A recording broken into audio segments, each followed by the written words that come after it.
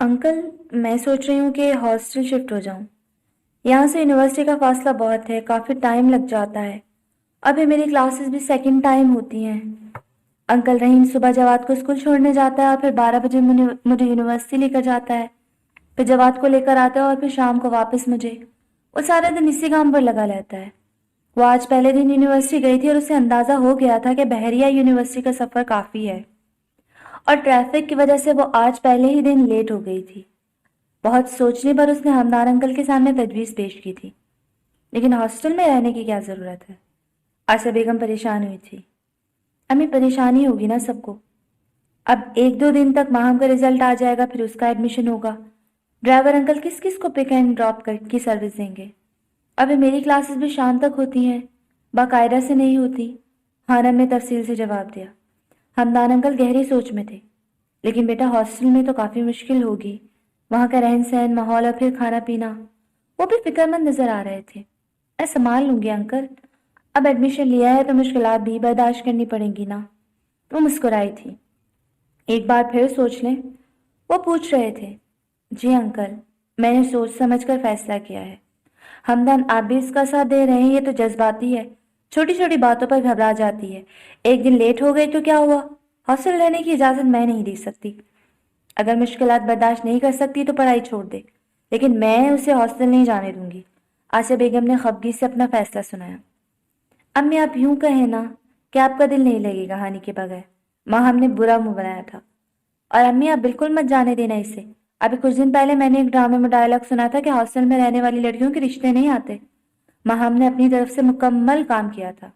माँ, हम बुरी बात बेटा, ऐसे नहीं कहते। हमदान अंकल ने उसे टोका था। हाय अल्लाह ना करे। आसिया बेगम का दिल दहल गया था। जबकि हारम के घूरने पर माहम ने मुश्किल से अपनी मुस्कुराहट जब्त की थी। ऐसा कुछ नहीं है आसिया, वहाँ सब कुछ अच्छा है। वैसे वो तो लाहौर में रहने वालों को हॉस्टल्स अलाट नहीं करते, लेकिन मेरे जानने वाले हैं, इंशाल्लाह काम हो जाएगा। हमदान अंकल की बात पर हानम ने शुक्र अदा किया। लेकिन हॉस्टल, मेरा दिल नहीं मानता हमदान। आसिया रूहान सी हुई थी। कुछ नहीं होता आसिया, माही को देखो, वो भी तो रह रही है, और वो भी दूसरे मुल्क में। अपने बच्चों पर भरोसा करना चाहिए, इंशाल्लाह सब ठीक होगा। वो हमेशा मस्बत सोचते थे। आसिया बेगम जाने कायल हुई थी या नहीं, लेकिन उन्होंने अस्बात में सर हिला दिया था। सब बहुत अचानक हुआ था। माही बेटा बताने का टाइम ही नहीं मिला। वो माही से बात कर रहे थे। एक पल के लिए तो माही का दिल भी डर सा गया था अपने बाप की दूसरी शादी का सुनकर। हालांकि उसी ने मशवरा दिया था, लेकिन जल्द ही वो संभल गई थी। कोई बात नहीं बाबा। वो जबरदस्ती मुस्कुराई थी। तुम आसिया से बात करो, मैं आता हूँ कुछ देर तक। वो मोबाइल जिस पर वीडियो कॉल चल रही थी, आसिया बेगम को पकड़ाकर कमरे से बाहर चले गए थे। वो दोनों ही डर रही थी। दोनों को खौफ था कि न जाने सामने वाले का रवैया कैसा होगा। माही ने शाइस्तगी से सवाल किया था और उससे ज्यादा प्यार से आसिया बेगम ने जवाब दिया था। चेहरे से ही माही को आसिया बेगम रहमदिल महसूस हुई थी। एक बात कहूँ आंटी, अगर आप बुरा नहीं माने तो। आंटी, मुझे नहीं पता माँ कैसी होती है, उसका प्यार कैसा होता है।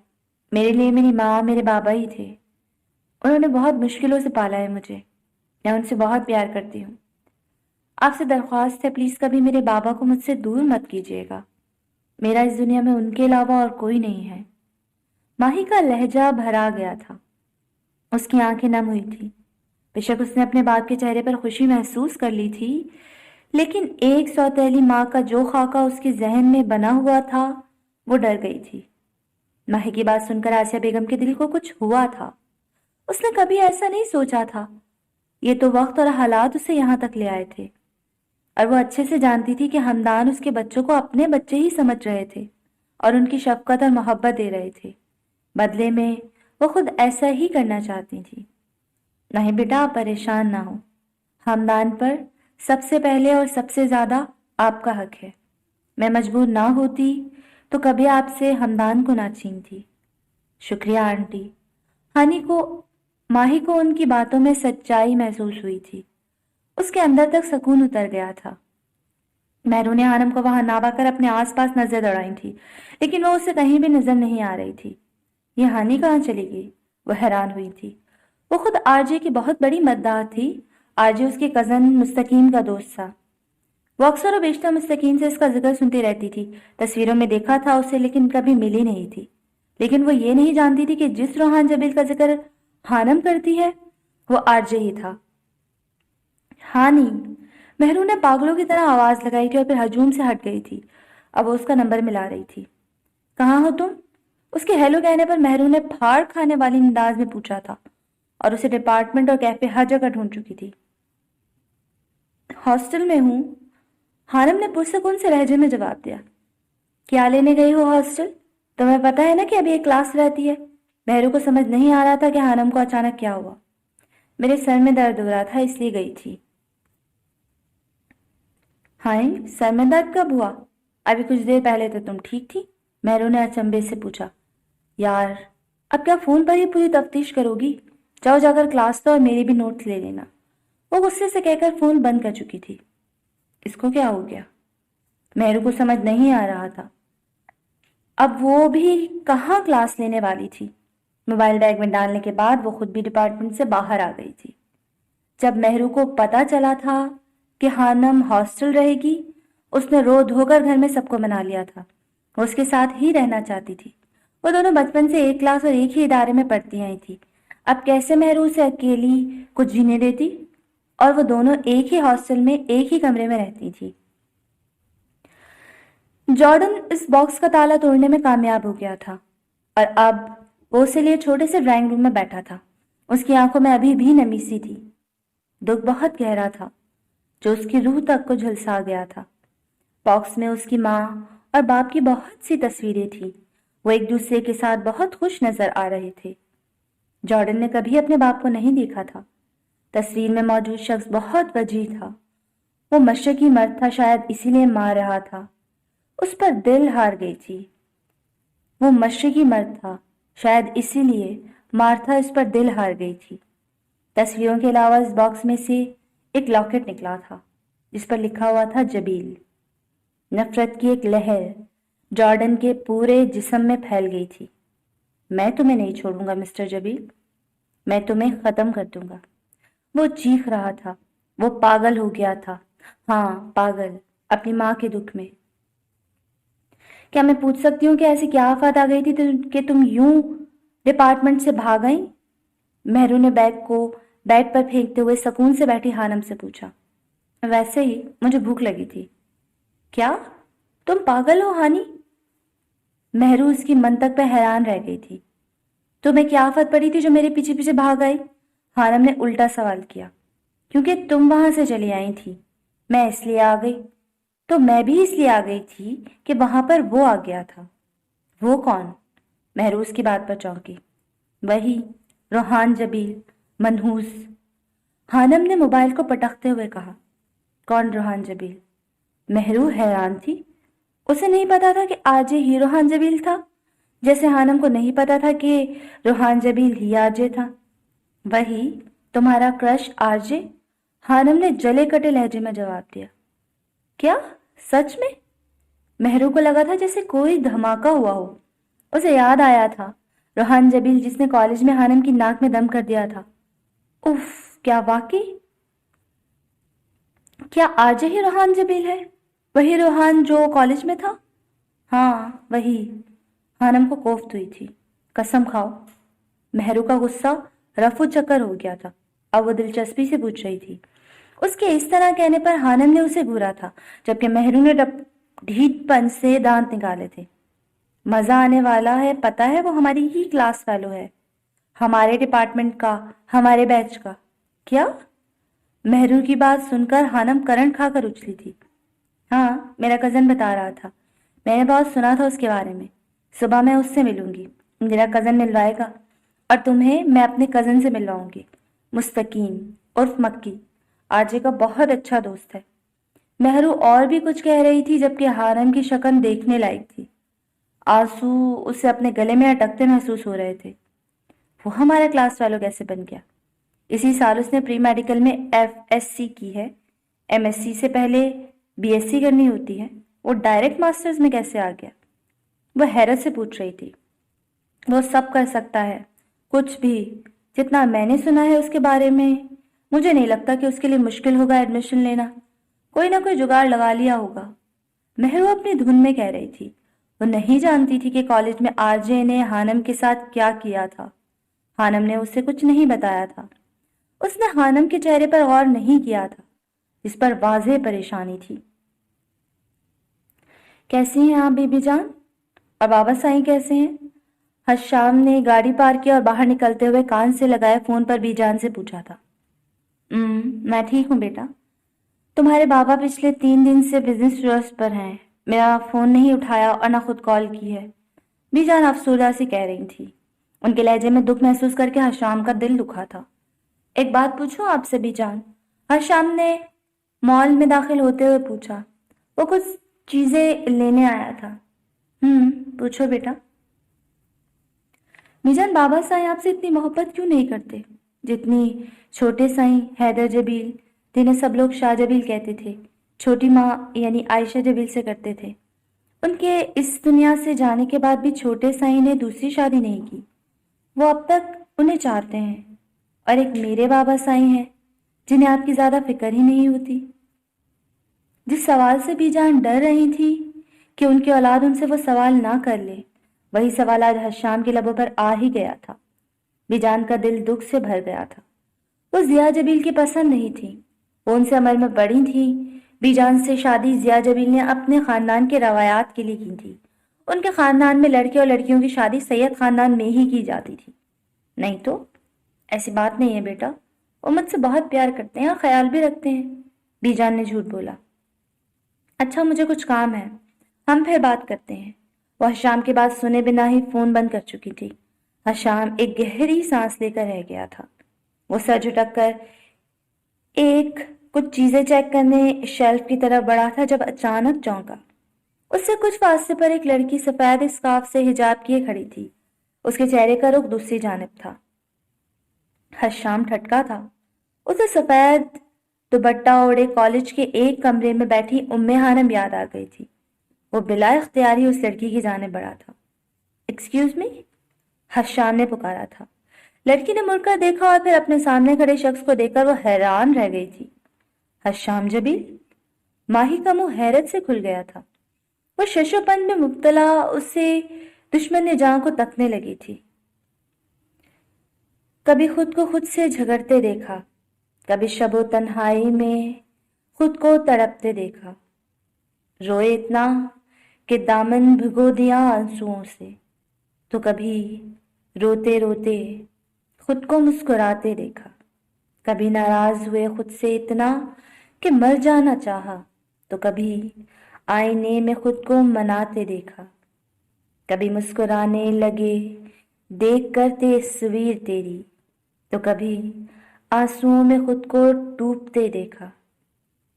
कभी जुनूए इश्क में लिख दिया तेरा नाम दीवारों पर, तो कभी बेबसी में तेरा नाम खुद को मिटाते देखा। कभी बहुत तड़पा मैं तेरी याद के आलम में, तो कभी तुझे याद करके खुद को बहलाते देखा।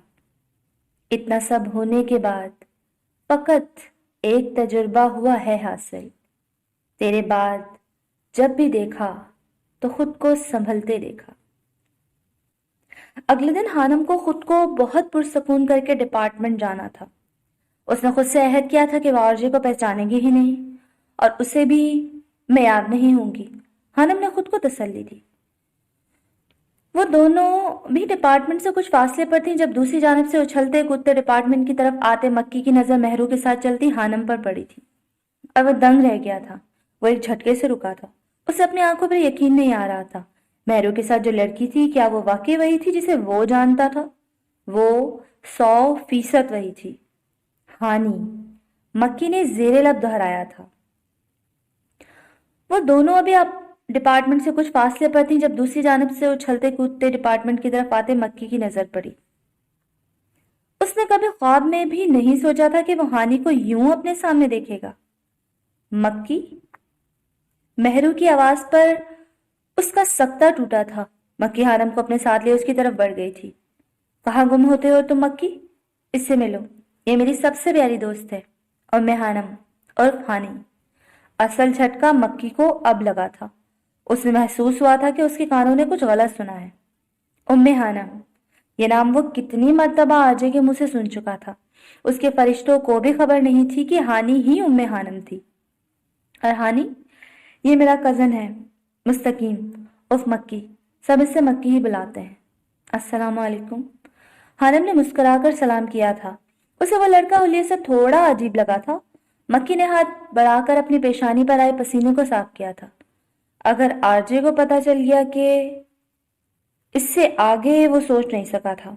مجھے کام ہے، میں ابھی آتا ہوں۔ وہ بنا سلام کا جواب دیے واپس پلٹ گیا تھا۔ مکی، بات سنو، تم آرجے سے ملنے آئے ہوگے نا؟ پلیز مجھے اس سے ملوا دو۔ مہرو چلائی تھی، لیکن وہ تیز تیز قدم اٹھاتا اسٹوڈنٹس کے ہجوم میں غائب ہو گیا تھا۔ تمہیں کیا ضرورت ہے آرجے سے ملنے کی؟ ہانم کا موڈ بگڑا تھا۔ ویسے یار، دل کر رہا تھا۔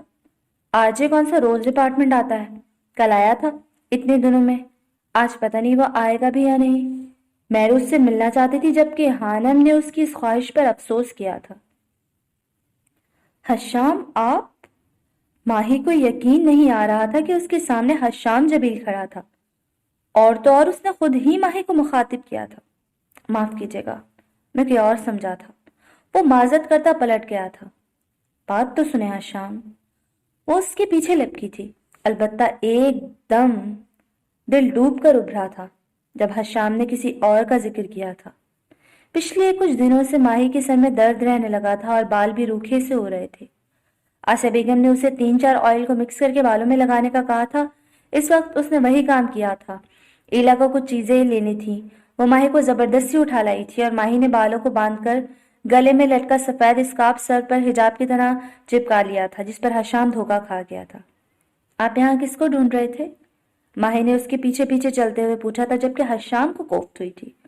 وہ اب خود کو کوس رہا تھا کہ کسی بھی انجان لڑکی کو مخاطب کرنے کی کیا ضرورت تھی۔ آپ کو اس سے مطلب مس ماہی؟ اس نے ٹھہر کر سرد لہجے میں پوچھا تھا۔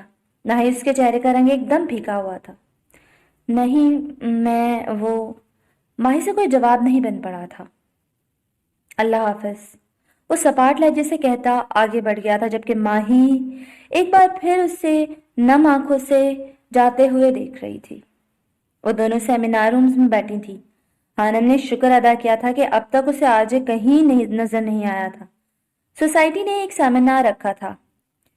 ڈیبیٹنگ اینڈ لٹریری ڈپارٹمنٹ میں موجود سوسائٹی کا مقصد اسٹوڈنٹس میں اور خاص طور پر نئے آنے والے اسٹوڈنٹس میں شعور کو اجاگر کرنا تھا۔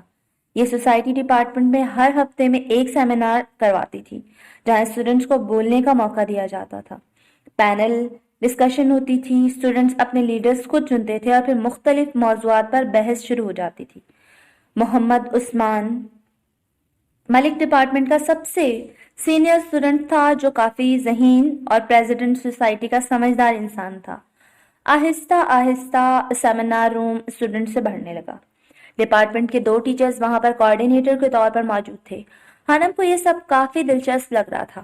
پریزیڈنٹ کی پرسنالٹی اچھی ہے، ہانم نے کمنٹ کیا۔ سیمینار شروع ہو چکا تھا۔ ڈائس پر کھڑے ہوئے عثمان ملک نے بولنا شروع کیا۔ میں یہاں پر تمام نیو اسٹوڈنٹس کو ویلکم کرتا ہوں۔ جیسا کہ آپ سب جانتے ہیں، ہمارا سیمینار کروانے کا مقصد اسٹوڈنٹس کو بولنے کا موقع دینا ہے۔ ہر انسان کے ذہن میں ہر موضوع سے متعلق کچھ نہ کچھ سوال ہوتے ہیں، اور انہی سوالوں کا جواب دینے میں ہر بار نئے موضوعات کو لے کر آتا ہوں۔ سلام دعا کے بعد وہ شائستگی سے کہہ رہا تھا، اس بار میرا موضوع بہت عام سا ہے، لیکن صرف سننے اور دیکھنے میں اور میری ٹیم اس موضوع پر روشنی ڈالنا چاہیں گے کہ کچھ الگ طریقے سے۔ آپ کے سوال ہوں گے، ہمارے جواب۔ آج کا ہمارا موضوع ہے، اسلام سے لوگ ڈرتے کیوں ہیں؟ لوگ اس مذہب کو ایک فوبیا کیوں سمجھتے ہیں؟ کیا مطلب؟ اس کا اب مذہب پر بحث ہوگی؟ ہانم کو برا لگا تھا۔ سن تو لو یار، وہ کیا کہہ رہے ہیں، باقی بعد میں فیصلہ کرنا۔ مہرو نے اسے چپ کروایا۔ ہم ان پہلوؤں پر روشنی ڈالیں گے کہ کن وجوہات کی بنا پر لوگوں کو اسلام فوبیا ہے، اور کن باتوں اور کاموں سے ہم اس فوبیا کو اور اسلام کے ساتھ لگے دہشت گردی کے ٹائٹل کو ختم کر سکتے ہیں۔ اس نے اپنے پہلے ممبر کو دعوت دی تھی، جس نے اسلام کی حقیقت پر روشنی ڈالی تھی اور بتایا تھا کہ کیسے اسلام امن اور سلامتی والا ملک ہے۔ اس کی تقریر سن کر اسٹوڈنٹس کافی پرجوش ہو گئے تھے۔ اسلام ایک حقیقی اور بہترین مذہب ہے۔ اب اس پر میں اپنی بہت ہونہار ٹیم ممبر کو دعوت دوں گا۔ وہ لڑکی اسٹیج پر آئی تھی اور اس نے دلائل اور واقعات سے ثابت کیا تھا کہ اسلام ایک بہترین اور حقیقی مذہب ہے۔ یہ موضوع ایسا تھا کہ وہاں بیٹھا کوئی بھی اسٹوڈنٹ مذہب پر سوال نہیں اٹھانا چاہتا تھا۔ چونکہ نئے سال کا آغاز تھا تو سیمینار کا آغاز بھی اللہ اور اس کے دین سے کیا گیا تھا۔ Any question? لڑکی نے تقریر کرنے کے بعد اسٹوڈنٹ سے پوچھا۔ اس کی تقریر پر پورا ہال تالیوں سے گونج اٹھا تھا۔ بے شک وہ اچھا بولتی تھی۔ I have a question, miss۔ آواز پر سب نے پلٹ کر دیکھا تھا۔ آرجے سب سے آخر میں بیٹھا تھا۔ وہ اس وقت وہ کھڑا تھا اپنا سوال لینے۔ یہ کب آیا؟ حارم نے اسے دیکھ کر اپنا چہرہ چھپایا تھا جیسے وہ اسے ہی ڈھونڈ رہا ہو۔ آپ نے کہا کہ اسلام ایک حقیقی مذہب ہے۔ میں اس موضوع پر کچھ کہنا چاہوں گا۔ کیا میں وہاں آ سکتا ہوں؟ اس نے پوچھا تھا۔ Share please. عثمان ملک نے اسے آنے کی اجازت دی۔ وہ پورے اعتماد سے قدم اٹھاتا اسٹیج کی طرف بڑھا تھا۔ یہ کیا کام کرنے والا ہے اب؟ حنم کو کچھ عجیب سا محسوس ہوا تھا۔ اسے یقین تھا وہ کچھ الٹ ہی بولنے والا تھا۔ ڈائس پر پہنچنے کے بعد آرجے نے اپنا موبائل سامنے نظر آتی اسکرین یعنی پروجیکٹر سے اٹیچ کیا تھا۔ اچانک اسکرین پر ایک بحری جہاز نظر آنے لگا تھا۔ وہاں بیٹھا ہر اسٹوڈنٹ حیران تھا۔ سب دلچسپی سے اسے دیکھ رہے تھے۔ وہ نہیں جانتے تھے کہ اس جہاز کا مذہب سے کیا تعلق۔ اب وہ ڈائس سے اسٹیج کی طرف چلا گیا تھا۔ یہ جو آپ ایک بحری جہاز دیکھ رہے ہیں نا، یہ آپ کو پاگل کر سکتا ہے، آرجے نے بولنا شروع کیا تھا۔ اسٹوڈنٹس توجہ، اب میں آپ کو ایک معمہ بتانے لگا ہوں جس نے گزشتہ 2000 برس سے انسانی دماغ کو پلپلا کیے رکھا ہے۔ جو دماغ کی وسعت بڑھتی جا رہی ہے اتنا ہی یہ معمہ دہی بناتا جا رہا ہے۔ آپ بھی سنیے اور دماغ کے پیچ ڈھیلے کیجیے۔ یہ معمہ 50 برس بعد از مسیح کے دور کے ایک یونانی ڈرامہ نگار اور رائٹر پلوٹارش نے اپنے ڈرامے بادشاہ تھیسیس کی زندگی میں پیش کیا۔ ایک دفعہ کا ذکر ہے کہ بادشاہ تھیسیس اور نوجوان اینتھنا شہزادی دور دراز کے رومی جزیرے کریٹ سے لکڑی کے ایک بحری جہاز میں سوار ہوئے اور یونانی جزائر کی سیر فرمائے۔ یہ شاہی جوڑا یونانیوں میں بہت متبرک سمجھا جاتا تھا، بلکہ یونان کے مرکز اینتھس کا نام ہی اینتھنا شہزادی کے نام پر ہے۔ بعد میں رفتہ رفتہ اینتھس کے باسیوں نے اس تاریخی جہاز کو تھیسیس کا جہاز نام دے کر تبرک کے طور پر اپنی بندرگاہ میں کھڑا کر لیا۔ یہاں تک کہ 250 برس بیت گئے اور بادشاہ ڈیمرس کا دور آ گیا۔ اس دوران جیسے جیسے اور جہاں جہاں جہاز کی لکڑی شکستہ ہوتی گئی اس کی جگہ نئی لکڑی لگا کر جہاز کو درست کر لیا گیا۔ کچھ عرصے بعد پورے جہاز میں کوئی حصہ بھی ایسا نہ رہا جو تبدیل نہ ہو گیا ہو۔ اس زمانے کے فلاسفروں نے اس جہاز کے متعلق عجیب خیالات رکھنے شروع کر دیے۔ کچھ فلاسفر کہتے تھے کہ چونکہ پورا جہاز بدل چکا ہے اس لیے اب یہ متبرک جہاز نہیں رہا۔ کچھ نے کہا ان تبدیلیوں کے بعد بھی یہ وہی جہاز ہے۔ وہ ایک پل کے لیے خاموش ہوا، پھر بولنا شروع ہوا۔ تو اسٹوڈنٹس، پلوٹارش پوچھتا ہے کہ آپ کا کیا خیال ہے؟ یقیناً آپ میں سے زیادہ تر یہی سوچیں گے کہ یہ عین وہی جہاز ہے۔ اگر ایسا ہے تو آگے سنیے۔ صدیوں بعد 16ویں صدی میں تھامس ہومز نے اس معمے پر کام کرنا شروع کیا۔ اس نے حل دینے کے بجائے جان بوجھ کر معمہ مزید پیچیدہ کر دیا۔ پہلے تو کچھ بھی رائے رکھ سکتے تھے مگر اب جو بھی رائے رکھیں گے ہر صورت میں نتائج سنگین ہو سکتے ہیں۔ جیسے اگر کائنات میں ہماری زمین کے علاوہ کہیں اور بھی زندگی ہے تو واہ واہ، اور اگر ہم اکیلے ہیں تو شاید شاوا۔ اس کی بات پر ہال میں اسٹوڈنٹس کی دھیمی دھیمی ہنسی کی آواز گونج گئی۔ تھامس نے اس معاملے میں مزید تفصیل شامل کی اور کہا کہ بالفرض اس متبرک جہاز کے پچھلے تمام تختے اور جو بھی تبدیل کیا گیا تھا ان سے جہاز دوبارہ بنا کر بندرگاہ میں کھڑا کر دیا جائے تو اب آپ کے پاس 2 جہاز ہو گئے، ایک تبدیلیوں میں سے گزرا ہوا جہاز اور ایک اصل لکڑی سے بنا ہوا جہاز۔ سوال یہ پیدا ہوتا ہے کہ ان میں سے تھیس کا جہاز کون سا تھا؟ وہ ایک بار پھر خاموش ہوا۔ حرم آنکھیں سکیڑے اور کان کھولے اسے سن رہی تھی۔ وہ کافی دلچسپ باتیں کر رہا تھا۔ اسٹوڈنٹس کے ذہن میں کھلبلی سی مچ گئی۔ پلوٹارش سے پہلے ہیراکلیٹس اور پلاٹو بھی اسی قسم کا سوال پوچھ چکے تھے۔ انہوں نے پوچھا تھا کہ ایک لکڑہارے نے اپنے کلہاڑے کا دستہ تبدیل کروایا، کچھ عرصے بعد دستے میں لوہے کی تیز دھار تبدیل کروا لی۔ کہا وہ کلاڑا وہی ہے یا کوئی اور ہو چکا ہے؟ تھامس نے یہاں بھی پنگا لیا اور پوچھا کہ کلاڑا کے قدیم پرزوں کو جوڑ کر اگر کلاڑا بنا لیا جائے تو اب 2 کلاڑے ہو گئے۔ سوال یہ ہے کہ اصلی والا کلاڑا کون سا ہے؟ ہال میں گہری خاموشی چھائی تھی۔ پہلے والا کلاڑا اصلی ہے، جس لڑکی نے تقریر کی تھی اس نے بلا اختیار جواب دیا۔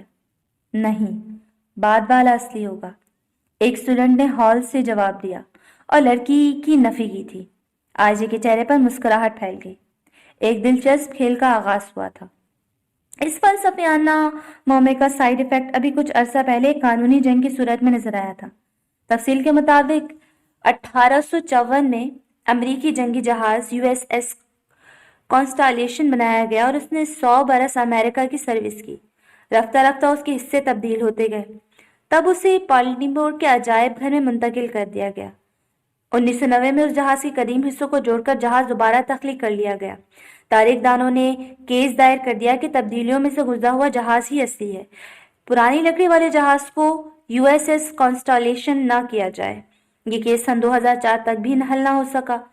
اب جب بھی کوئی افسر ریٹائرڈ ہوتا ہے اور نیا افسر آتا ہے، وہ اپنی مرضی سے کسی ایک جہاز کو اصل مان لیتا ہے، تب اس کے خلاف حسب ذائقہ سازشیں شروع ہو جاتی ہیں۔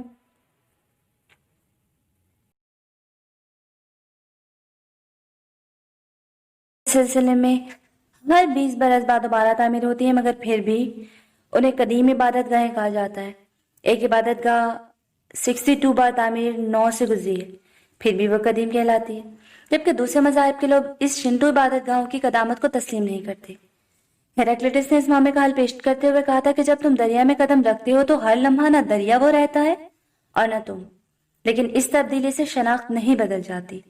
تھامس نے اعتراض کیا کہ بھیا دریا میں صرف پانی بدلتا ہے، کنارے نہیں، اس لیے دریا کی مثال غلط ہے۔ ہر دور میں مختلف فلسفیوں نے اس معاملے کا حل پیش کیا ہے، مگر ان تشریحات میں نقائص ہمیشہ موجود رہے ہیں۔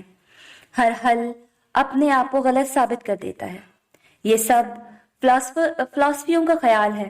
اب آتے ہیں سائنس کی طرف۔ کچھ پل خاموش ہونے کے بعد وہ دوبارہ بولنا شروع ہوا۔ آج 21ویں صدی میں بھی یہ معاملہ جوں کا توں ہے اور کئی اشکال میں سامنے آیا ہے۔ بالفرض ایک انسان کے جسم کے تمام عضلات رفتہ رفتہ ٹرانسپلانٹ ہوتے ہیں، دل اور دماغ سمیت، تب اس انسان کی اصل شناخت کیا ہوگی؟ ابھی ایسا مکمل طور پر تو نہیں ہوا، مگر مستقبل قریب میں ہونے لگ جائے گا۔ ہر 5 سے 7 برس کے اندر انسان میں موجود تمام ایٹم نئے ایٹموں سے تبدیل ہوتے ہیں۔ اس دوران شکل اور صورت اور جسم بھی بدل جاتا ہے۔ پیدائش سے لے کر بڑھاپے تک انسان کئی بار بدلتا ہے۔ جو ایٹم براہ راست ہوا میں جھر جاتے ہیں، وہ کسی نہ کسی صورت کسی اور انسان کے جسم میں شامل ہو جاتے ہیں۔ یعنی آپ کے جسم میں چند ارب ایٹم شاید علامہ اقبال کے ہوں، کچھ ایٹم قائد اعظم کے ہوں، کچھ ہٹلر کے اور کچھ گوتم بدھ کے بھی ہوں گے۔ آپ کے اپنے ایٹم بھی دوسرے متعلقہ یا غیر متعلقہ انسانوں میں ہوں گے۔ کہہ سکتے ہیں کہ آپ کی بے شمار لاشیں اس وقت آپ کے جسم سے باہر کسی نہ کسی صورت میں موجود ہیں۔ میرا خیال ہے کہ پیناڈول کھا لیں، یعنی دریا تو بدلتا ہی ہے، تم زیادہ بدل جاتے ہو، بلکہ بالکل نئے جسم کے مالک ہو جاتے ہو۔ تو سوال پیدا ہوتا ہے کہ اصلی والے آپ کون ہیں؟ ہر انسان میں اس کا اپنا جسم تو موجود ہی نہیں، دوسرے زندہ اور مردہ انسانوں سے ادھار لیا ہوا ہے۔ اس نے اسٹوڈنٹ سے سوال کیا، لیکن کسی کے پاس جواب نہیں تھا۔ یہی تھیسس کے جہاز والا معاملہ ہے، جو خود تبدیلی سے نہیں گزر رہا، جوں کا توں وہیں کھڑا ہے۔ وہ اسٹیج پر کبھی دائیں تو کبھی بائیں جانب چل رہا تھا۔ تو یہ تھا تھیسس کے جہاز کا معاملہ، جو 7 سمندر عبور کرتا ہے اور زیادہ تر لاجواب رہتا ہے۔ اب آپ مجھے بتائیں مس، کہ آپ نے کہا اسلام حقیقی مذہب ہے۔ جب سے دنیا بنی ہے بہت سے مذاہب گزرے ہیں۔ آپ کے خدا نے 4 پیغمبروں پر کتابیں نازل کی ہیں اور آخر میں قرآن نازل کیا اور اسلام کو حقیقی مذہب قرار دے دیا، یعنی عبادت خدا کی ہی کرنی ہے۔ سبھی مذاہب میں تو قدیم مذاہب بہت سی تبدیلیوں میں سے گزر کر موجودہ دور تک پہنچے ہیں۔ سوال یہ ہے کہ مذہب کی اول ساخت پر اصرار کیا جائے یا تبدیلیوں میں سے گزرے مذہب پر اعتماد کیا جائے۔ آپ نے کہا تھا کہ پہلے والا کلہاڑا اصلی تھا، اور آپ اپنی تقریر میں کہہ رہی ہیں کہ بعد میں آنے والا اسلام حقیقی مذہب ہے، اس سے پہلے والے نہیں۔ میرا آپ سے سوال ہے مس، کہ اگر کلہاڑا پہلے والا اصلی اور حقیقی تھا تو تبدیلیوں سے گزر کر آخر میں آنے والا مذہب اسلام حقیقی کیسے ہو سکتا ہے؟ آرزے نے لڑکی کی طرف رخ کر کے پوچھا۔ لڑکی سمیت پورے ہال کو سانپ سونگھ گیا تھا۔ وہاں بیٹھے کسی شخص نے گمان نہیں کیا تھا کہ وہ انہیں کے موضوع میں بری طرح سے پھنسا دے گا۔ خانم کا منہ حیرت سے کھل گیا تھا۔ وہ جانتی نہیں تھی کہ آرزے کیا چیز ہے۔ کیا وہ اتنی گہرائی میں جاتا تھا چیزوں کو لے کر؟ اسے اپنے دماغ میں درد کی ایک ٹیس اٹھتی محسوس ہوئی۔ یہ لوگوں کو گمراہ کرنا چاہتا ہے، خانم نے غصے سے پاس بیٹھی مہرو کے کان میں کہا تھا۔ آرزے کو لاکھوں لوگ جانتے تھے اور لاکھوں لوگ یہ بھی جانتے تھے کہ وہ ملحد تھا۔ اس کے کسی مذہب سے تعلق نہیں تھا، لیکن لوگ یہ نہیں جانتے تھے کہ اس کا تعلق سید خاندان سے تھا۔ اگر وہ لوگوں کو گمراہ کر رہا ہے تو لوگوں کو اس کے سوال کا جواب دینا چاہیے تاکہ غلط فہمی دور ہو، مہرو نے جواب دیا تھا۔ سوال خانم کے مذہب پر اٹھایا گیا تھا۔ وہ تل ملا رہی تھی، اسے سمجھ نہیں آ رہا تھا کہ وہ کیا جواب دے آرجے کو۔ اسے فلسفے کا زیادہ علم نہیں تھا، اسے تو سائنس پڑھنے کے باوجود اتنا علم نہیں حاصل ہوا تھا جتنی باتیں وہ کر گیا تھا۔ دونوں ٹیچر شاک بیٹھے تھے۔ کوئی ہے جو میرے سوال کا جواب دے؟ کوئی بھی؟ اس نے چلا کر ہال میں بیٹھے اسٹوڈنٹ سے سوال کیا تھا۔ وہ شو آف نہیں کروا رہا تھا، لیکن خانم کو ایسا ہی محسوس ہو رہا تھا کہ وہ شو آف کروا رہا تھا کہ میں بڑی چیز ہوں۔ وہ تو صرف اپنے ذہن میں پلتے سوالات کے جوابات لینے آیا تھا۔ سب خاموش تھے، کسی کے پاس بھی جواب نہیں تھا، کوئی دلائل، کوئی لاجک نہیں تھا کسی کے پاس۔ میں کچھ کہنا چاہتی ہوں۔ خانم نے آنکھیں بند کر کے ایک گہری سانس لی تھی اور پھر ایک دم اپنی جگہ پر کھڑی ہو گئی تھی۔ اس کا دل تیز تیز دھڑک رہا تھا۔ وہاں بیٹھے تقریباً ہر اسٹوڈنٹ سے کم اعتماد تھی، لیکن اس سے مذہب پر سوال برداشت نہیں ہوا تھا۔ سب نے پلٹ کر اسے دیکھا تھا اور اس بار حیران ہونے کی باری آرجے کی تھی۔ اس نے بھی کبھی سوچا نہیں تھا کہ وہ خانم سے دوبارہ ملے گا۔ وہ بھولنے والوں میں سے نہیں تھا۔ اس کی آنکھوں میں چمک ابری تھی۔ ایک بار پھر وہ اس کے سامنے کھڑی تھی، یعنی آرجے کے سامنے۔ آپ سائنس کی بات کر رہے ہیں، جبکہ سائنس سے زیادہ جدید مذہب ہے ہمارا۔ ابھی میرے پاس آپ کے سوال کا دلائل کے ساتھ جواب نہیں ہے، لیکن مذہب کا تعلق عقیدت اور ایمان سے ہوتا ہے، اور عقیدت کسے کہتے ہیں، ایمان کسے کہتے ہیں، یہ آپ کو کیا پتا؟ نہ جانے کیوں اس کا لہجہ آخر میں طنزیہ ہو گیا تھا۔ آرجے نے ابرو اچکا کر اسے دیکھا تھا۔ میں صرف اتنا کہنا چاہوں گی کہ بدل کر بھی کچھ نہیں بدلا۔ تصور عقیدت کے گرد گھومتی ہے۔ نسبت ایک ہی ہے، عقیدت ایک ہی ہے، اللہ ایک ہی ہے۔ جو اسے مانتا ہے وہی اصل ہے، وہی حق پر ہے۔ خانم جذباتی ہو گئی تھی۔ اب کی بار ہال تالیوں سے گونج اٹھا تھا اور اس کی شروعات اسٹیج پہ بیٹھے ٹیچرز نے کی تھی۔ وہاں بیٹھا تقریباً ہر شخص اللہ کو مانتا تھا۔ آج جنہیں کہکا لگایا تھا، یہ میرے سوال کا جواب نہیں ہے خانم۔ جذبات سے نہیں، دلائل سے جواب دیں، کوئی لاجک لائیں۔ میں ان جذبات پر یقین نہیں رکھتا، وہ مسکراتے ہوئے کہہ رہا تھا۔ 1.5 گھنٹہ کیسے گزر گیا تھا پتہ ہی نہیں چلا۔ اسٹوڈنٹس کے لیے آج سیمینار بہت دلچسپ رہا تھا۔ آج کے سیمینار کا وقت ختم ہو چکا ہے۔ آپ کو آپ کے سوال کے جواب ہم نیکسٹ سیشن میں دیں گے۔ عثمان ملک نے آگے بڑھ کر بات کو سنبھالا تھا اور آرجے مسکراتا ہوا موبائل اتار کر اسٹیج سے نیچے اتر گیا تھا۔ اس کی مسکراہٹ میں طنز نمایاں تھا۔ وہ سب سے پہلے ہال سے باہر نکلا تھا، لیکن جاتے جاتے جو اسٹوڈنٹس اس کو نہیں جانتے تھے انہیں دل و جان سے متاثر کر گیا تھا۔ یہ کون تھا؟ اسٹوڈنٹ سرگوشیاں کر رہے تھے۔ ہر طرف آرجے کی فضا بلند تھی۔ وہ انہیں سوچنے کی ایک نئی جہت دے کر گیا تھا، جبکہ خانم کا دل ابھی بھی تیز دھڑک رہا تھا۔ وہ دبو سی لڑکی تھی، نہ جانے اس میں جوش کہاں سے آ گیا تھا۔ سیمینار ختم ہو چکا تھا۔ سب باری باری نکل رہے تھے۔ شاید وہ اگلے سیشن تک بھول بھی جاتے، لیکن یہاں سے آغاز ہوا تھا 2 سلفائٹس کی ایک عجیب و غریب داستان کا انجام۔ کوئی نہیں جانتا تھا کہ کیا ہوگا۔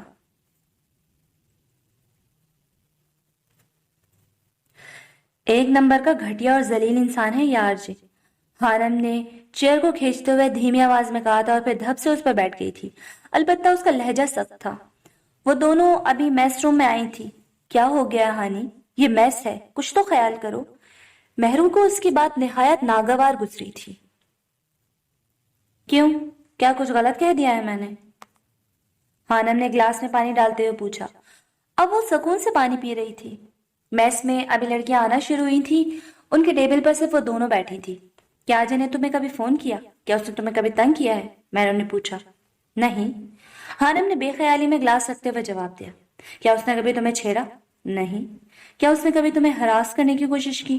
क्या उसने कभी तुम्हें छूने की कोशिश की? नहीं। इस बार हानम चौंकी थी। क्या उसकी आंखों में तुम्हें कभी हवस नजर आई? क्या तुम्हें कभी महसूस हुआ कि वो तुम में दिलचस्पी लेता है? महरू उसकी आंखों में आंखें डाली पूछ रही थी। नहीं, हमारा अलमिया यही है, हम बिना परखे करास आराई कर देते हैं। हानम गड़बड़ा गई थी। तो फिर तुम कैसे कह सकती हो कि वो एक घटिया इंसान है? तुम मान क्यों नहीं लेती हानी कि आरजे को मिस उम्मे हानम में कोई दिलचस्पी नहीं है? वो दबी दबी आवाज में चिल्लाई थी।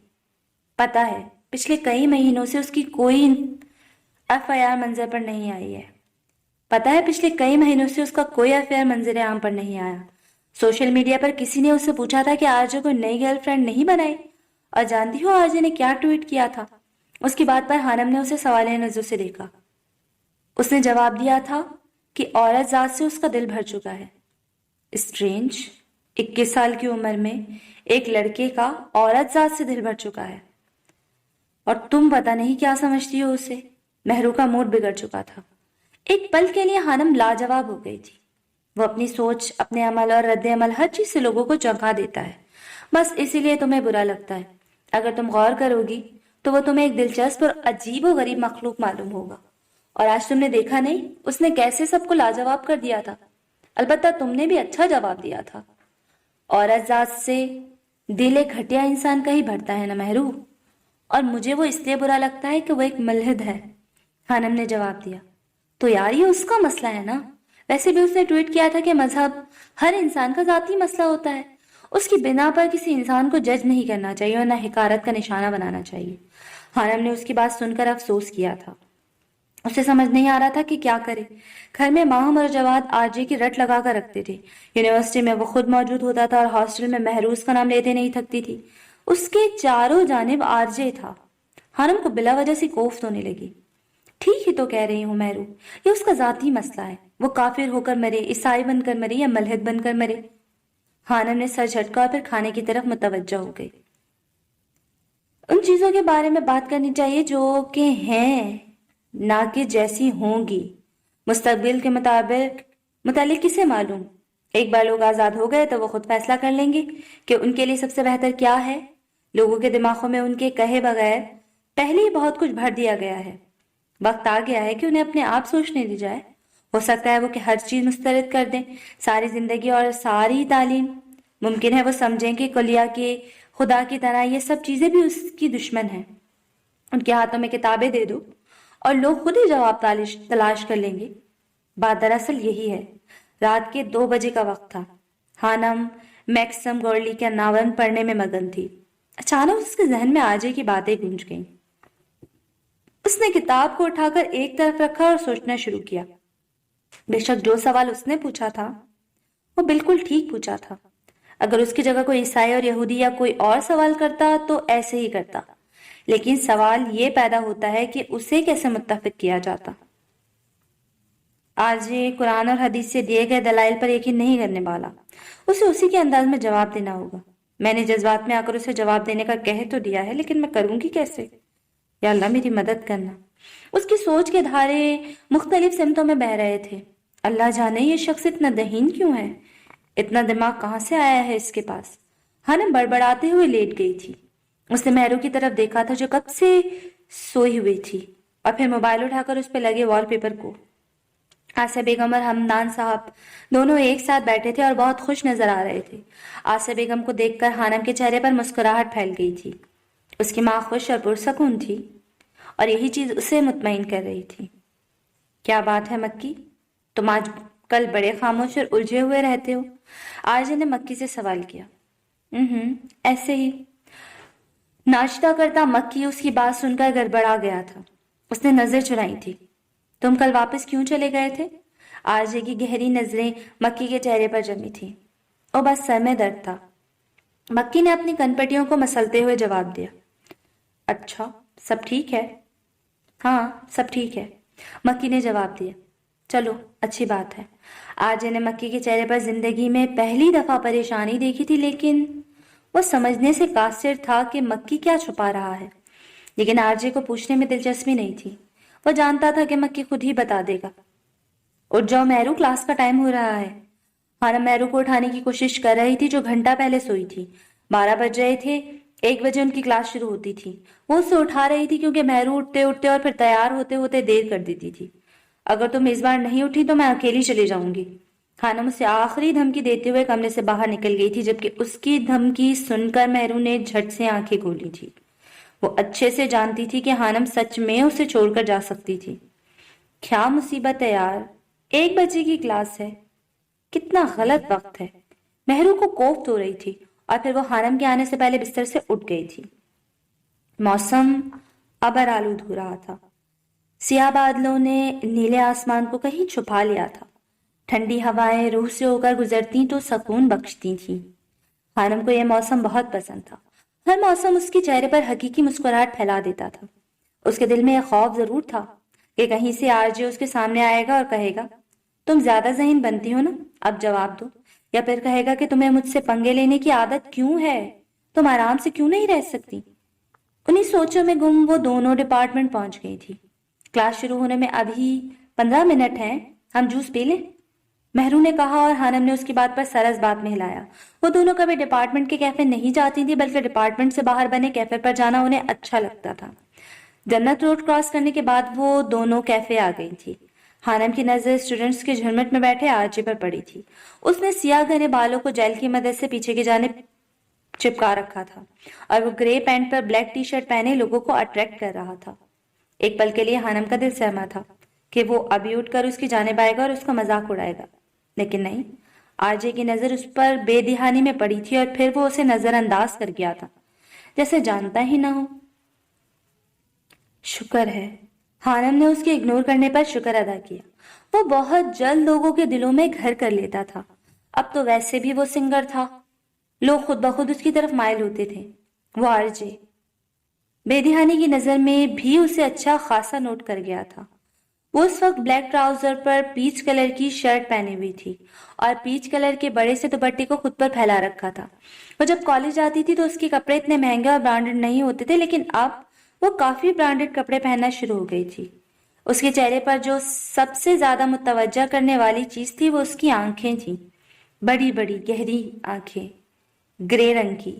बाई आंख के बाईं तरफ एक तिल था। जब वो आंखें खोलकर देखती तो वो तिल वाज़ेह नजर आता था। बिलाशुबा वो खुश शक्ल लड़की थी, जिसे मासूम और प्यारी ही कहा जा सकता था। आरजे ने अभी तक उसकी चिन पर चमकते उस निशान को नहीं देखा था जो उसे पैदाइशी शय मिला था। यह शायद उसकी आंखों के पास वो खूबसूरती, वो वुसअत नहीं थी जो जिससे वो एक चमकती चीज को देख सके। मेहरू जूस लेकर आ गई थी। उसका पूरा ग्रुप उठकर चला गया था, वो भी साथ ही गया था। हानम ने एक गहरा सांस लिया। वो अनकंफर्टेबल महसूस करती थी जहां वो होता था। उसके जाने के बाद हानम के चेहरे की चमक बढ़ गई थी। अब वो मेहरू की किसी बात पर खिलखिलाकर हंसी थी, मौसम का लुत्फ उठा रही थी। वीकेंड पर वो घर आई हुई थी। बारिश जोरों से जा रही थी। जवाद माँ हम वो तीनों बारिश में लॉन में फुटबॉल खेल रहे थे। हमदान साहब ऑफिस गए हुए थे। आसिया बेगम अंदर मुलाजमों के साथ खाना बना रही थी। वो तीनों बहन भाई बहुत खुश नजर आ रहे थे। वो उनके साथ उस घर के मुलाजिम भी, क्योंकि उनके आने से घर में रौनक में इजाफा हो गया था। अचानक जवाद फुटबॉल उठाकर गेट की तरफ भागा था। जवाद कहाँ जा रहे हो, फुटबॉल दो इधर। हानम उसके पीछे भागी थी, जबकि माहम थक हार कर बैठ गई थी। वो तीनों मुकम्मल तौर पर भीग चुके थे। आसिया बेगम उन्हें कितनी बार बुलाने आई थी, लेकिन वो खेलने में मगन थे। जवाद गेट खोलकर बाहर निकल गया। जवाद वापस आ। हानम ने गेट में खड़े होकर उसे आवाज लगाई। चीख की आवाज सुनकर दो घर छोड़कर अपने घर के सामने बाइक पर बैठे आरजे ने मुड़कर देखा था। वो गेट से मुंह बाहर निकाले उस लड़के को आवाजें लगा रही थी जो उसके पास से गुजरकर आगे भाग गया था। जवाद की नजर आरजे पर नहीं पड़ी थी। इतनी दूर से भी हानम ने आरजे को देख लिया था। वो एक झटके से अंदर हुई थी और ठा की आवाज से गेट बंद किया था। आरजे यहाँ? हानम के चेहरे का रंग फीका पड़ गया था। वो अंदर की जानब भागी थी, जबकि जवाद कुछ देर बाद वापस आ गया था। क्या हुआ, वहां क्या देख रहे हो? मक्की ने दूसरी बाइक पर बैठते हुए कहा। कुछ नहीं, मुझे लगा میں نے خانم کو دیکھا تھا ابھی، آرجے کہہ رہا تھا۔ اس کی بات سن کر ہیلمٹ سر پر باندھتے مکی کا ہاتھ کانپا تھا۔ خانم اور یہاں؟ آرجے تم پاگل ہو گئے ہو؟ بالآخر مکی ہنسا تھا، اسے لگا تھا کہ آرجے کو وہم ہو گیا ہے۔ ہاں، مجھے ایسے ہی لگا تھا کہ وہ خانم تھی۔ آرجے اب بھی اس بند گیٹ کو دیکھ رہا تھا۔ ظاہر سی بات ہے، بیوی ہے تمہاری، نظر تو آئے گی نا ہر جگہ، مکی نے شرارت سے کہا۔ بکو مت۔ معمول کے مطابق آرجے بھڑکا تھا۔ تھوڑی دیر پہلے والا حیران سا آرجے کہیں غائب ہو گیا تھا۔ پہلی بار زندگی میں اسے وہم ہوا تھا۔ یہ اسے لگ رہا تھا، وہ جانتا تھا کہ خانم ایک غریب گھر کی لڑکی تھی، وہ یہاں کبھی نظر نہیں آئے گی۔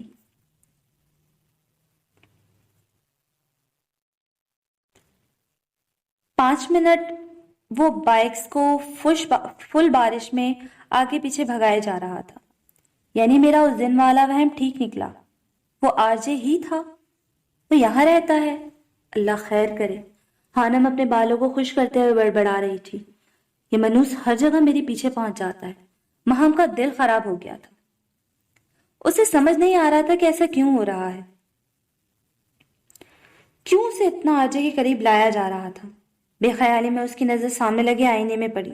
وہ ایک دم چونک گئی۔ جب سے وہ یونیورسٹی گئی تھی، پیاری ہوتی جا رہی تھی۔ سیاہ رنگ کے کپڑوں میں اس کا رنگ دمک رہا تھا۔ اس کو سنہرے بال کمر پر بکھرے ہوئے تھے۔ پریشانیاں اور دکھ انسان کو کھا جاتے ہیں، اور اب اسے نہ کوئی پریشانی تھی اور نہ ہی دکھ۔ وہ خوش تھی کیونکہ اس کی ماں خوش تھی۔ انہیں چھوٹی چھوٹی چیزوں کے لیے ترسنا نہیں پڑتا تھا۔ وہ اب خوشحال تھی اور یہی چیز انہیں خوبصورت بنا رہی تھی۔ وہ نکھرتی جا رہی تھی، خوبصورتی اور ذہانت دونوں میں۔ کچھ موسم کا اثر تھا، کچھ بارش میں بھیگنے کا، اور کچھ اپنے آپ کو خوبصورت محسوس کرنے کا۔ آرجے کا خیال کہیں اڑن چھو ہو گیا تھا۔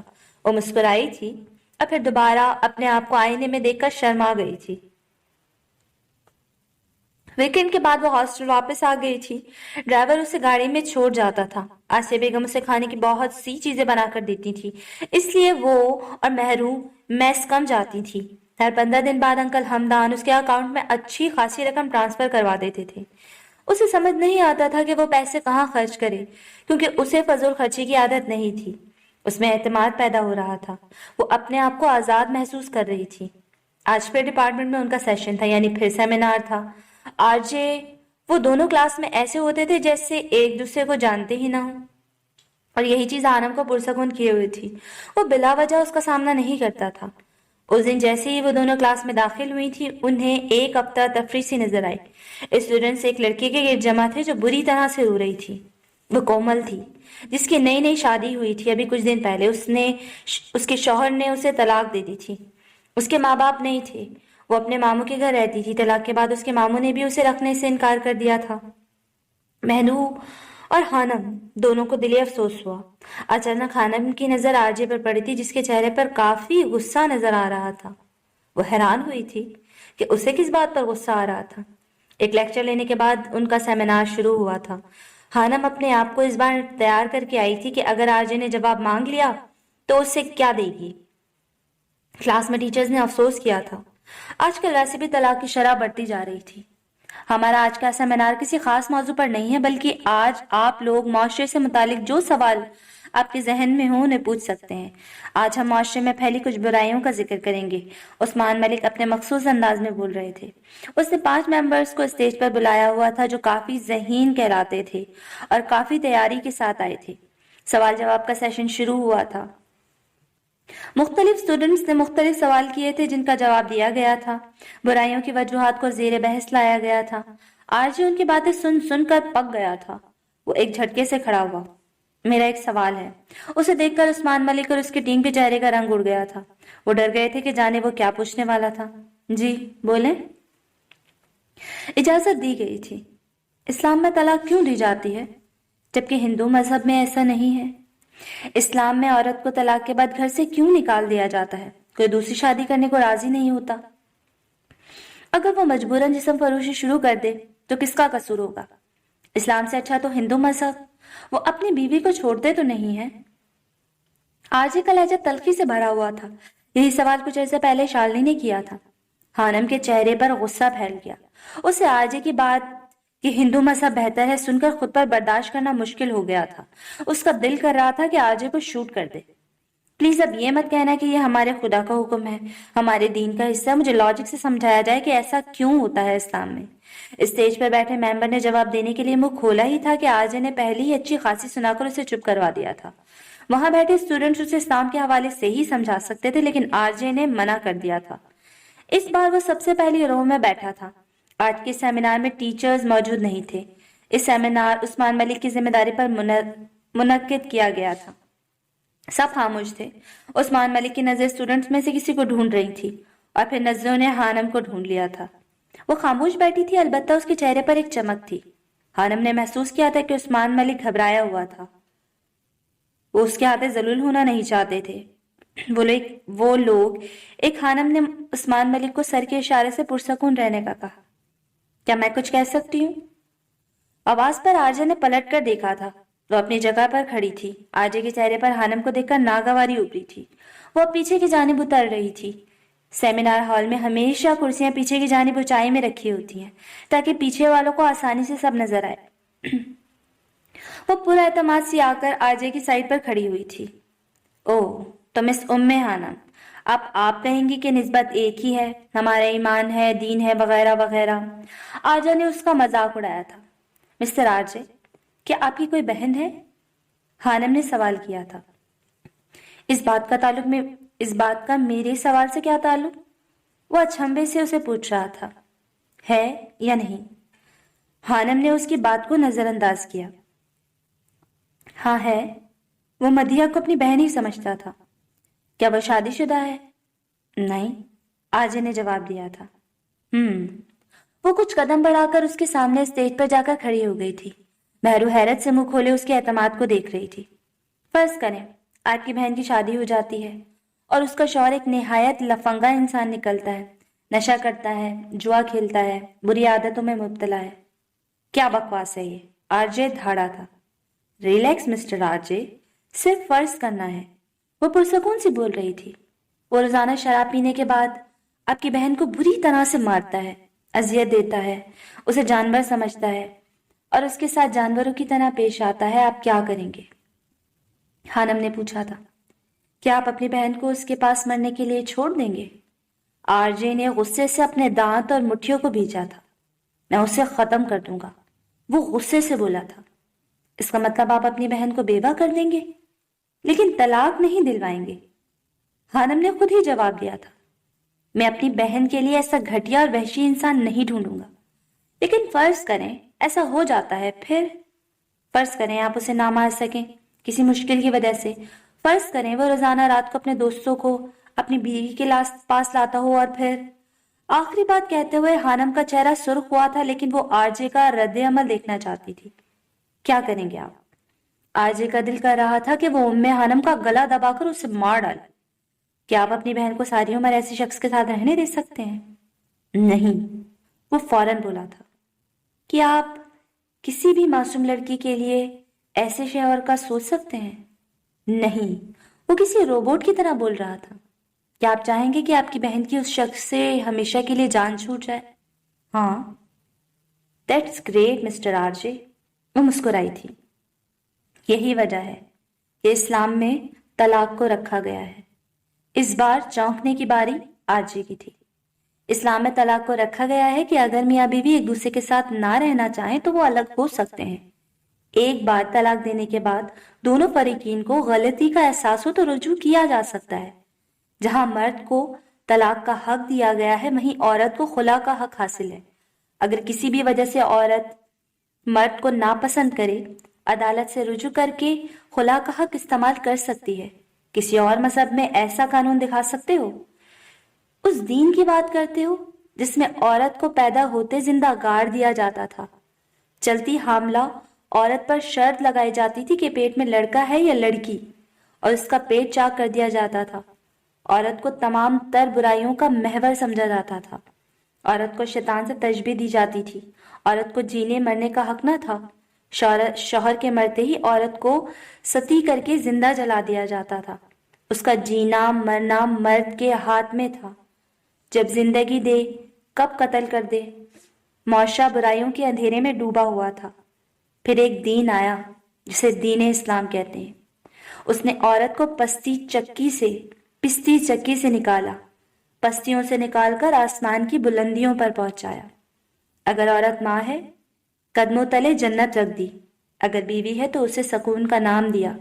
اگر بیٹی ہے تو اسے رحمت خداوندی کا نام دیا۔ کوئی مذہب ہے جو عورت کو اتنی عزت دے سکے؟ آج بھی قدیم یونانی فلاسفر عورت کو تمام تر نحوست کی جڑ قرار دیتے ہیں، لیکن ایک اسلام ہے جو عورت کو معاشرے میں مکمل تحفظ فراہم کرتا ہے۔ آپ اس پہ بنا دلیل کے کیسے سوال کر سکتے ہیں؟ اور طلاق کے بعد عورت کو آزادی دی گئی ہے دوسری شادی کی۔ اسلام ہر طرح سے مکمل ہے مسٹر آر جے۔ یہ تو مسلمان ہیں جنہوں نے معاشرے میں بگاڑ پیدا کیا ہوا ہے۔ زکوٰۃ کی مدد سے بیوہ اور ان کے بچوں کی کفالت کی جا سکتی ہے۔ وہ خود یتیم تھی اور وہ غربت کا دکھ بھی اچھے سے جانتی تھی۔ آپ مسلمانوں کو نہیں، اسلام کو دیکھیں، کیونکہ مسلمان پرفیکٹ نہیں ہے لیکن اسلام پرفیکٹ ہے۔ ہال ایک بار پھر تالیوں سے گونج اٹھا تھا۔ اگر آرجے مجمع کو خاموش کروانے کی صلاحیت رکھتا تھا تو وہ لوگوں کو خوش کرنے کی صلاحیت رکھتی تھی۔ ایسا پہلی بار ہوا تھا کہ کسی نے آرجے کو جواب دیا تھا۔ جانے وہ مطمئن ہوا تھا یا نہیں، لیکن وہ جان گیا تھا کہ پہلی بار کسی نے اس کے سوال کو سمجھتے ہوئے اسی کے انداز میں جواب دیا تھا۔ السلام علیکم۔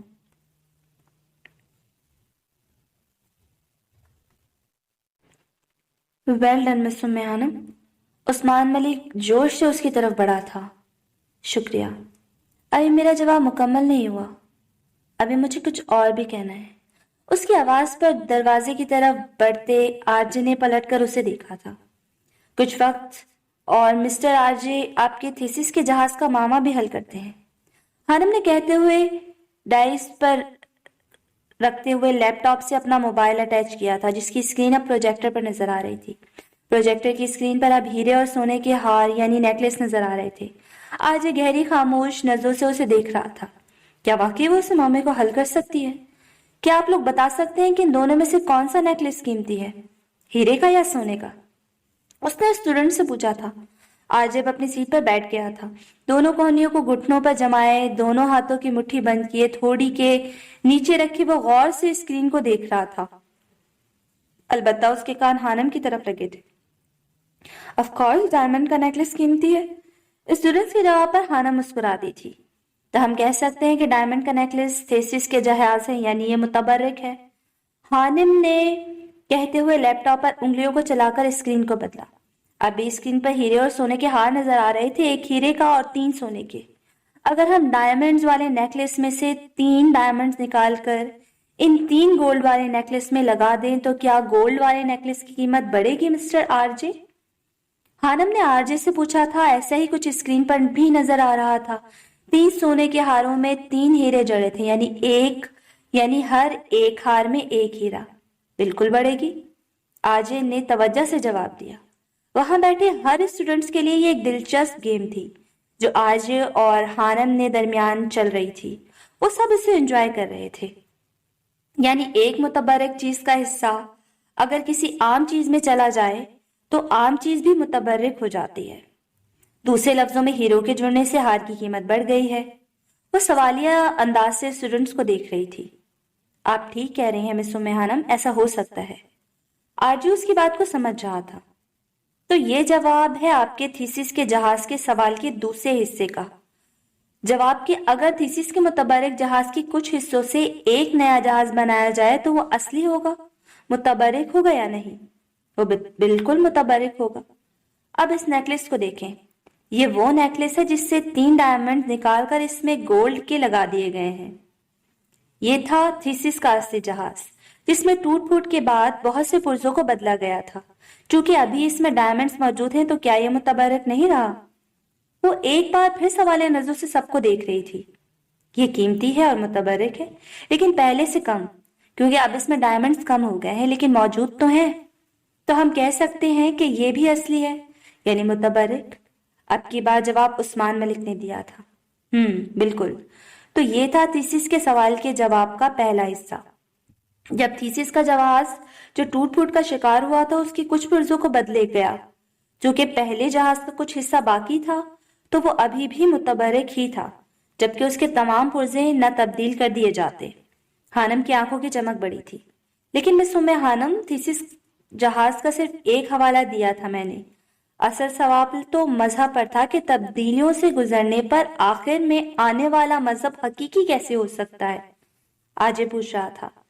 درست فرمایا آپ نے مسٹر آرجے، میں نے بھی ابھی صرف ایک مثال دی ہے، مذہب پر بھی آتی ہوں۔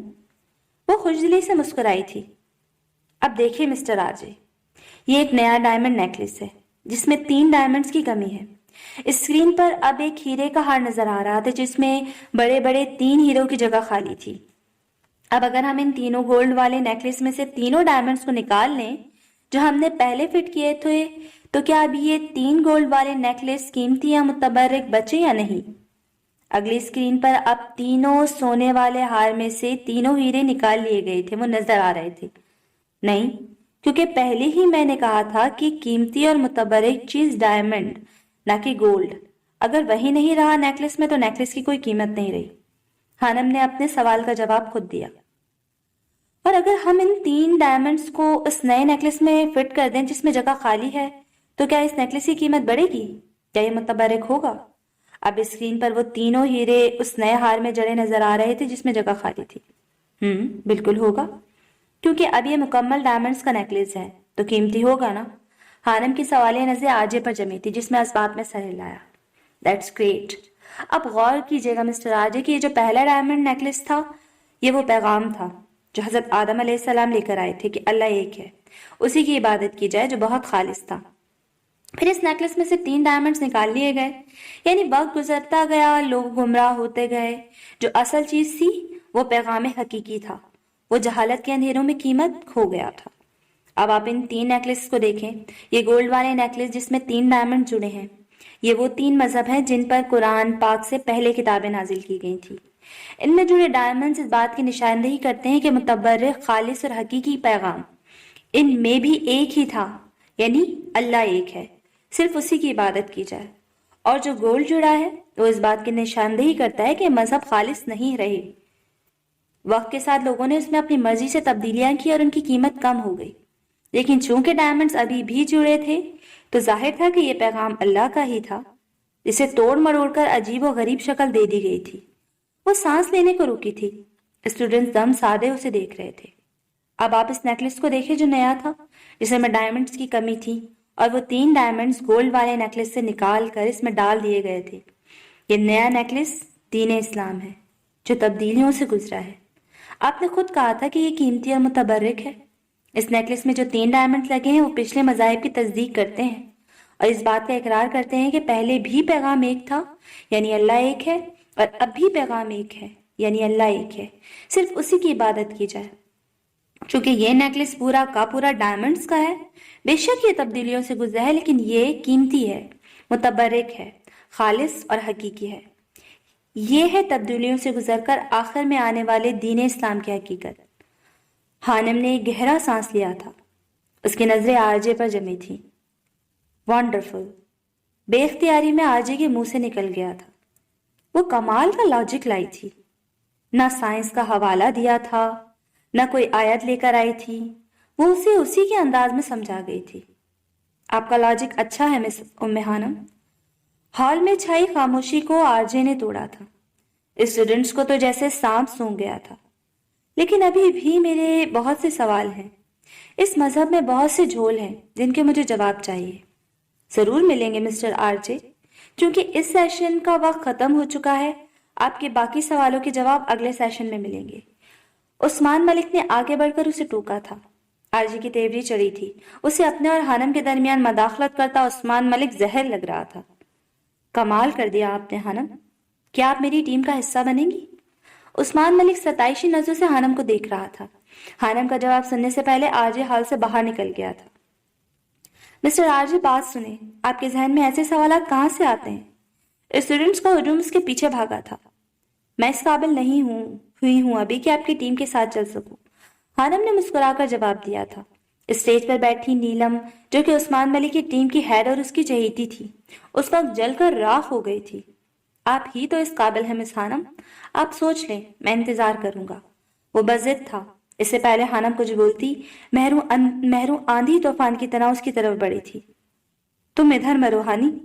وہ اسے کھینچتے ہوئے لے گئی تھی، جبکہ عثمان ملک دہکتا رہ گیا تھا۔